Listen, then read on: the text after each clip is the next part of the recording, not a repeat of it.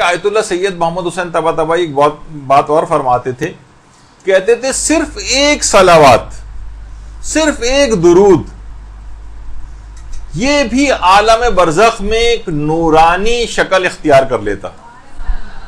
اللہم صلی علی محمد.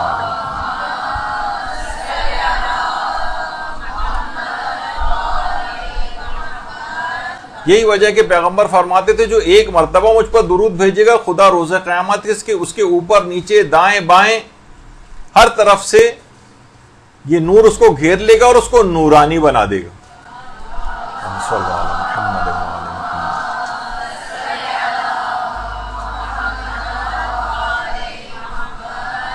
اور کوشش کریں کہ جو درود آپ یہ مرحومین کو بھی عذابوں سے نجات دلانے والا ہے، اور کوشش کریں کہ درود کی ایک تسبیح باقاعدہ پڑھ کر مومنین کو اگر آپ ہدیہ کریں، درود کی ایک تسبیح پڑھ کر مرحومین کو ہدیہ کریں، تاکہ وہ لوگ حقیقتاً اس کا بہت انتظار کرتے ہیں. اور عام زندگی اور مشکلات اور پریشانیوں کے لیے بھی آیت اللہ سید محمد حسین طباطبائی فرماتے تھے کہ جب بھی مشکلات اور پریشانیوں میں گرفتار ہو جاؤ تو درود کا ایک سیلاب روانہ کرو. وہ سیلاب اس طرح سے ہوگا کہ تمام تمہاری مشکلات اور پریشانیوں کو بہا کر لے جائے گا.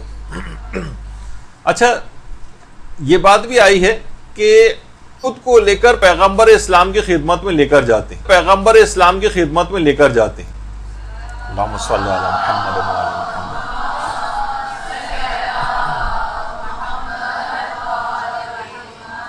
تو پیغمبر اسلام کی خدمت میں جب فرشتے پہنچیں گے اور آپ کا نام لے کر بتائیں گے کہ اے آقا، آپ کی فلاں امتی نے آپ کو درود کا یہ تحفہ ہدیہ کیا ہے، تو کتنی خوش نصیبی کی بات ہوگی کہ ہمارا ذکر، ہمارا نام پیغمبر اسلام کی محفل میں لیا جائے، ہمارا نام ان کی سماعتوں سے ٹکرائے. تو وہ کریم اس ہدیے کو پا کر نہ جانے کیا کیا کچھ عطا فرما دیں گے. تو ایک تسبیح چہاردہ معصومین علیہ السلام کی خدمت میں ان کو بھی شامل کر لیں اور ان کی خدمت روانہ کریں. ایک عالم کو باقاعدہ کسی نے خواب میں دیکھا تھا جو بہت ہی خوش اور مطمئن نظر آ رہے تھے، بہت خوش اور مطمئن. ان سے پوچھا کہ آپ کے ساتھ کیا ہوا، یعنی پروردگار نے آپ کے ساتھ مرنے کے بعد کیا سلوک کیا؟ کہا کہ ایک عمل کی وجہ سے میری بڑی آسانی کے ساتھ بخشش ہو گئی. وہ یہ کہ جب بھی میں کوئی کتاب لکھتا تھا تو اس میں جہاں پیغمبر اسلام کا نام آتا تھا وہاں ان کے نام اسم گرامی کے ساتھ میں پورا درود اپنے ہاتھ سے لکھا کرتا تھا، اس عمل کی وجہ سے. اللہم صلی علی محمد.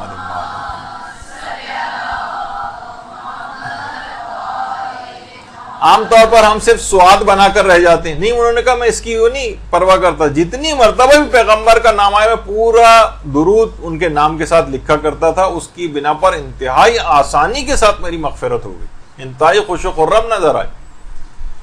ابراہیم بن علی نام کا ایک شخص تھا، اس نے بھی خواب میں پیغمبر اسلام کو دیکھا تھا. کہا کہ یا رسول اللہ، میں آپ سے شفاعت کا خواستگار ہوں.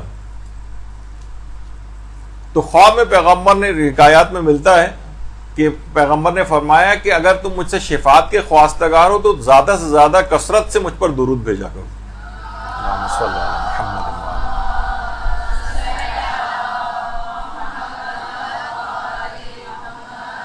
جیسے بہت سی روایات میں ملتا ہے کہ حضرت ابوذر غفاری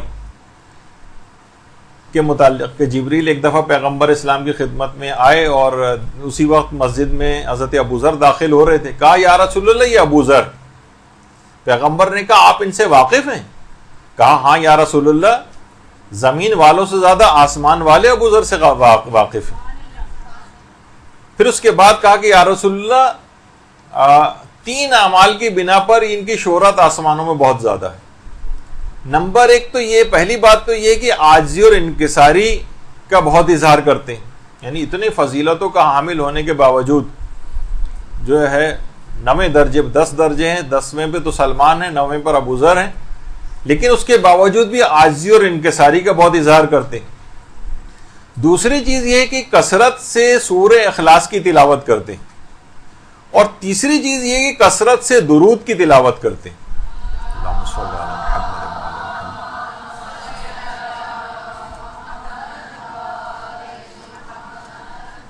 تو کثرت سے درود کی تلاوت کرنا یہ آسمانوں میں شہرت دلواتا ہے. زمین والوں سے زیادہ آسمان والے جو ہے ان سے واقف تھے. یہ وجہ ہے کہ آیت اللہ بہجت کہتے تھے کہ ایک مرتبہ ایک محب امام زمانہ کی خدمت میں حاضر ہوئے تھے. اللہم صل علی محمد وعلی محمد.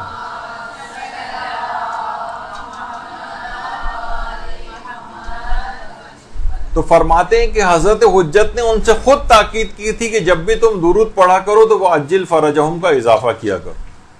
درود بھیجیے محمد وعلی محمد صلی اللہ علیہ وسلم.